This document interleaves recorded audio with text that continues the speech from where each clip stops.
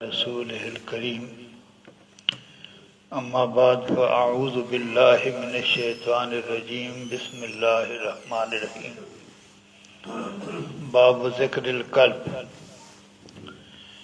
عن ابن عمر رضی اللہ تعالی عنہما قال قال رسول اللہ صلی اللہ تعالی علیہ وسلم من اقتنى قلبا الا قلب ماشیة او دار نقص من عمله كل يوم قيراتان متفق عليه ان الله وملائكته يصلون على النبي يا ايها الذين امنوا صلوا عليه وسلموا تسليما الصلاة والسلام عليك يا سيدي يا رسول الله وعلى آلك وأصحابك يا حبيب الله الصلاة والسلام عليك يا سيدي يا رسول الله وعلى آلك وأصحابك يا حبيب الله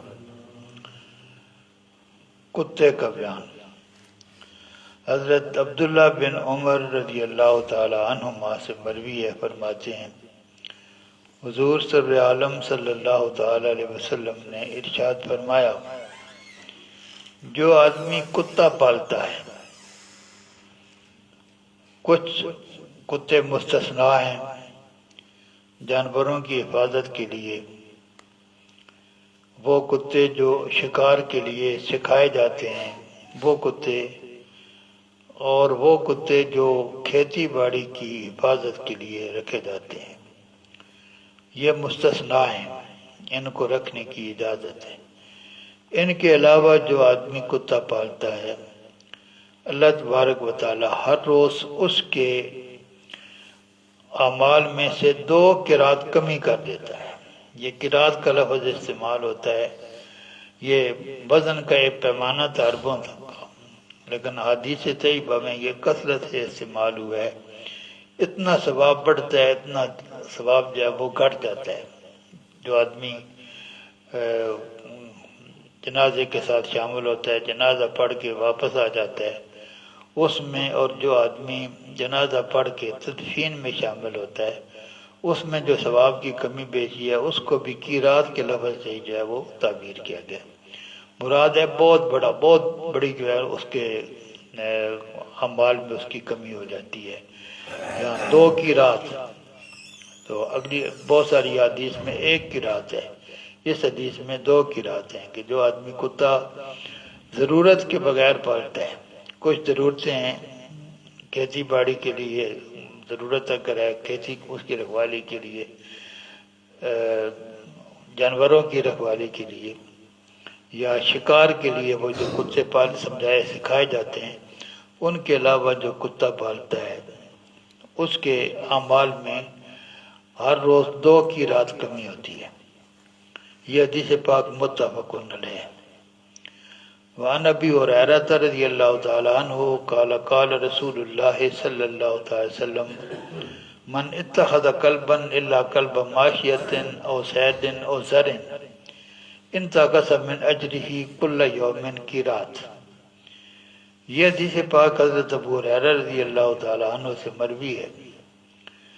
اس کا بھی وہی مفہوم ہے جو پچھلی حدیث کا، صرف یہ فرق ہے کہ وہاں 2 قرات روزانہ 2 قرات اجر جو ہے نا وہ اجر کم ہونے کا ذکر تھا، اس میں ایک قرات کہ جو کتا بلا وجہ پالے گا اس کے اعمال میں سے ہر روز 1 قرات کی کمی کر دی جائے گی۔ یہ حدیث پاک بھی متفق علیہ۔ وعن جابر رضی اللہ تعالی عنہ قال امرنا رسول اللہ صلی اللہ تعالی وسلم بقتل الکلاب حتی ان المرأة تقدم من البادیة بقلبها فنقتله ثم نهى رسول اللہ صلی اللہ تعالی وسلم من قتلها وقال علیکم بالاسود البہیم ذی النقطتین فانه شیطان، رواہ مسلم۔ حضرت جابر رضی اللہ تعالی عنہ سے مروی ہے، فرماتے ہیں حضور سرور عالم صلی اللہ علیہ وسلم نے ہمیں حکم دیا کہ ہم کتوں کو مار دیں، کتوں کو مارنے کا حکم دیا۔ حتیٰ کہ ایک عورت جو ہے وہ سیراک سے مکہ مدینہ منورہ آئی، اس کے ساتھ اس کا کتا تھا اور ہم نے اس کے کتے کو مار دیا۔ بعد میں حضور صلی اللہ تعالی وسلم نے کتوں کو مارنے سے منع فرما دی۔ اب یہ حدیث جو ہے ایک حدیث دوسری حدیث کی ناسخ ہوگی، پہلے آپ نے حکم دیا پھر آپ نے منع فرما دیا، تو جو کتوں کو مارنے کا حکم تھا وہ دوسرے حکم سے منسوخ ہو گیا۔ اب یہ حکم نہیں ہے جو حضور صلی اللہ علیہ وسلم نے پہلے حکم دیا تھا، وہ منسوخ ہو چکا ہے۔ اور بعد میں حضور صلی اللہ علیہ وسلم نے کتوں کو مارنے سے منع فرمایا اور فرمایا سیاہ کتا جس میں کوئی سفیدی کا کوئی نشان نہ ہو اور جس کی آنکھ پر 2 نقطے سے ہوں، اس کو ضرور مار دو، کیونکہ وہ شیطان ہے۔ اس کو حضور صلی اللہ علیہ وسلم نے شیطان قرار دیا۔ اس حدیث پاک کو امام مسلم نے روایت فرمایا۔ وعن ابن عمر رضی اللہ تعالی عنہ ان نبی صلی اللہ علیہ وسلم امر بقتل الکلاب الا کلب صید او کلب غنم او ماشیۃ، متفق علیہ۔ حضرت عبداللہ بن عمر رضی اللہ تعالی عنہ سے مروی ہے کہ حضور صلی اللہ تعالی وسلم نے کتوں کو مارنے کا حکم دیا، مگر کچھ کتے جو ہے ان کو مستثنا رکھا۔ شکار کا کتا، بکریوں کا کتا یا دوسرے جانوروں کی رکھوالی والا کتا، ان کے علاوہ باقی تمام کتوں کو مارنے کا حضور صلی اللہ علیہ وسلم نے حکم دیا۔ یہ حدیث پاک بھی متفق علیہ ہے۔ عن عبداللہ ابن مغفر رضی اللہ تعالی عنہ عن النبی صلی اللہ علیہ وسلم قال لولا ان الکتاب امت من الامم لامرت بقتلها كلها فاقتلوا منها كل اسود بہیم، رواہ ابو داود والدارمی وزاد الترمذی والنسائی وما من آل بیت یرتبطون کلبا الا ناکذا من عمل کل یوم قرات الا کلب صید او کلب خرس او کلب غنم۔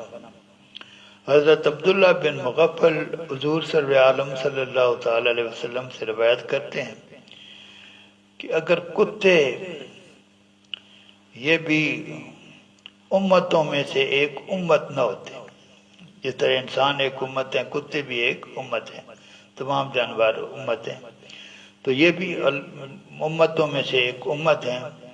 اگر یہ امت نہ ہوتے تو میں تمام کتوں کو مار دینے کا حکم دیتا، تمام جو ہے وہ کتوں کو مار دینے کا حکم دیتا۔ اب حکم یہ ہے کہ جو سیاہ جانور ہے، جو بالکل جو ہے وہ سیاہ ہو، جس پر کوئی اور جو ہے وہ نشان نہ ہو، اس کو مار دو۔ اس حدیث پاک کو ابو داود، دارمی اور ترمذی نے روایت فرمایا، اور ترمذی نے یہ اضافہ کیا کہ جو لوگ جو ہیں وہ کتا پالتے ہیں ان کے عمل میں روزانہ ایک قیراط کی کمی کر دی جاتی ہے۔ کچھ کتے اس سے مصنع ہیں، شکار کے کتے، کھیتی کے کتے اور بکریوں کے کتے۔ وعن ابن عباس رضی اللہ تعالی عنہ قال نہا رسول اللہ صلی اللہ تعالی وسلم عن التعریش بین البہائم، رواہ ترمذی و ابو داود۔ یہ حدیث پاک یہاں جو دیہاتوں میں جو لوگ رہتے ہیں ان کے لیے بڑی ضروری ہے۔ حضرت عبداللہ ابن عباس رضی اللہ تعالیٰ عنہما سے مروی ہے کہ حضور صلی عالم صلی اللہ علیہ وسلم نے جانوروں کو آپس میں لڑانے سے منع فرمایا۔ ہم مرغے بھی لڑاتے ہیں اور ہم کتے بھی لڑاتے ہیں، اور کوئی چیز بھی مل جائے تو لڑانے سے بات نہیں آتی، تو حضور صلی اللہ علیہ وسلم منع فرما دیں۔ حضور صلی اللہ علیہ وسلم اشارے ہیں، اشارے منع فرما دے وہ چیز حرام ہو جاتی ہے۔ اشارے جس چیز سے منع کرے وہ کام کرنا حرام ہوتا ہے، تو حضور صلی اللہ علیہ وسلم کے منع کرنے کے بعد جو یہ کام کرے گا وہ حرام ہے، اس سے بچنا ضروری ہے۔ اس حدیث پاک کو امام ترمذی اور ابو داود نے روایت فرمایا۔ وآخر دعوانا ان الحمد للہ رب العالمین۔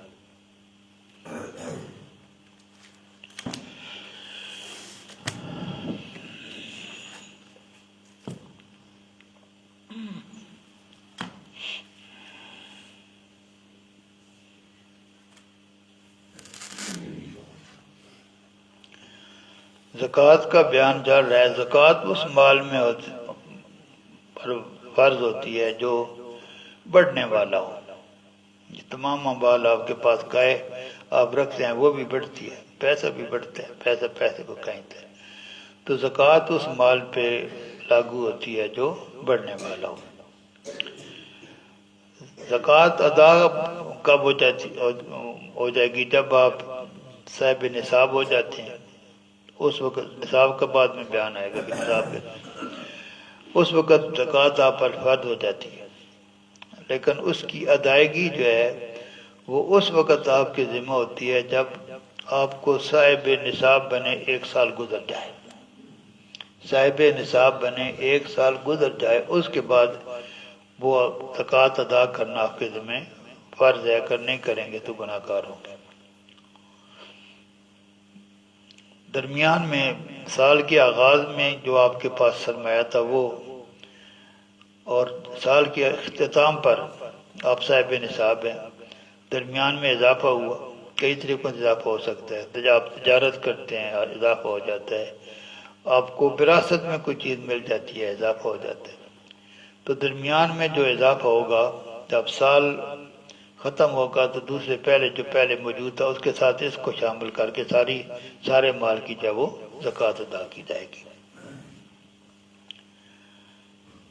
کوئی صاحب نصاب جو ہے کئی سالوں کی زکوٰۃ پیشگی دے دے، ایڈوانس دے دے، 2-4 سال کی زکوٰۃ پیشگی دے دے تو اس کی یہ زکوٰۃ ادا ہو جائے گی. لیکن اگر مال میں کمی بیشی ہوگی، مال زیادہ ہو گیا، تو جو آپ نے زکوٰۃ دی تھی اگر آپ کے پاس مال اس سے زیادہ ہو گیا تو پھر جو باقی بچ گیا اس کی زکوٰۃ دینا پڑے گی. جو دے دی ہے وہ قبول ہو جائے گی.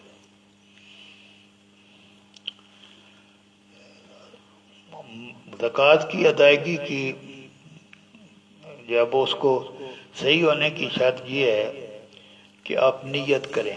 یہ عبادت ہے، عبادت نیت کے بغیر نہیں ہوتی. عبادت نیت کے بغیر نہیں ہوتی. پاکستان میں کافی عرصہ بینک والے جو ہیں وہ اکاؤنٹ ہولڈر کے بینک سے خود زکوٰۃ کاٹتے رہتے ہیں. جن لوگوں کا مال ہے ان کی نیت کے بغیر نیت کے عبادت نہیں ہوتی. پیسہ تو کٹ جاتا ہے لیکن ان کی جو ہے وہ زکوٰۃ ادا نہیں ہوتی. تو جب آپ مال علیحدہ کرتے ہیں کہ جب کسی کو دیتے ہیں جو فقیر ہے، جو مصارف زکوٰۃ میں سے، ان کا بیان بھی بعد میں ہے. قرآن حکیم میں 8 مصارف زکوٰۃ بیان ہوئے ہیں، انہی کو زکوٰۃ دی جاتی ہے. ان میں سے کسی کے ہاتھ پر جب آپ پیسے دیتے ہیں اس کو بھی دے سکتے ہیں اور اس کے وکیل کو بھی. وکیل کا لفظ جو ہے ہم جس معنی میں استعمال کرتے ہیں وہ بھی ٹھیک ہے، لیکن کوئی آدمی جو آپ یہ ذمہ داری دے کہ میں اس فقیر تک یہ پیسے پہنچا سکتا ہوں اس کو آپ وکیل کہتے ہیں. تو جب آپ پیسے دیتے ہیں کسی غریب آدمی کو یا اس آدمی کو دیتے ہیں جو اس تک پہنچانے کی ذمہ داری لیتا ہے تو اس وقت دیتے ہوئے نیت کا ہونا ضروری ہے. نیت کا ہونا ضروری ہے. اور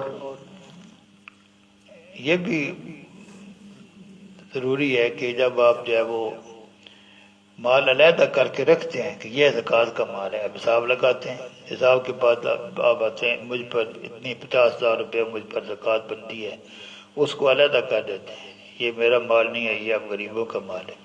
اس وقت آپ کی نیت جو ہے اگر وہ بھی کر لیتے ہیں تو پھر بھی زکوٰۃ جو ہے وہ ادا ہو جائے گی. اگر آپ جو ہے وہ نیت کے بغیر پیسے کسی کو دے دیتے ہیں، کسی فقیر کو دے دیتے ہیں، نیت نہیں کی، لیکن ابھی وہ مال جو ہے اس فقیر کے پاس موجود تھا کہ آپ نے نیت کر لی زکوٰۃ کی اس کی، تو وہ بھی ہو جائے گی. وہ بھی اگر اس نے مال خرچ کر دیا پھر آپ نیت کرتے رہے تو وہ نہیں ہوگی. لیکن اگر مال اس کے پاس موجود تھا اس کے بعد آپ نے نیت کر لی کہ یہ زکوٰۃ کا مال ہے تو بھی آپ کی جو ہے وہ زکوٰۃ ادا ہو جائے گی.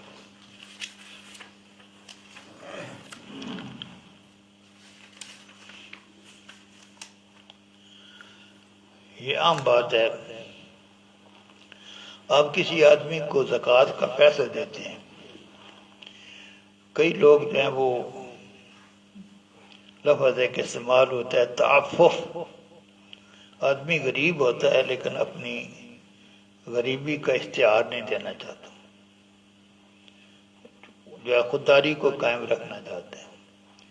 تو ظاہر ہے جب آپ اس کو پیسہ دیں گے زکوٰۃ کے نام پر یا صدقے کے نام پر تو اس کو مشکل لگے گا قبول کرنا. تو آپ جس آدمی کو زکوٰۃ دے رہے ہیں اس کا یہ جاننا ضروری نہیں ہے کہ یہ زکوٰۃ کا مال ہے.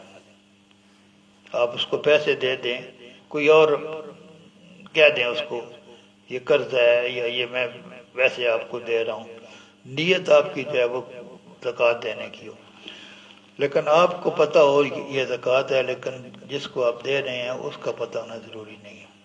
آپ نے پیسے دے دیے، آپ کی نیت تھی یہ زکوٰۃ کی رقم ہے، اور کسی اور جو ہے وہ الفاظ کہہ کر بھی آپ اس کو دے سکتے ہیں.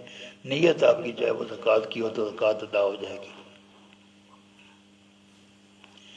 کوئی آدمی اپنا سارا مال جو ہے وہ صدقہ کر دے، سارا مال. حضور صلی اللہ علیہ وسلم نے اپنی زندگی بھر اپنے گھر جب کبھی اتنا مال رکھے نہیں کہ زکوٰۃ جو ہے وہ واجب ہو جائے، کیونکہ زکوٰۃ کے لیے پہلے نصاب چاہیے، نصاب پر اولانِ ہول چاہیے، سال کا گزرنا چاہیے.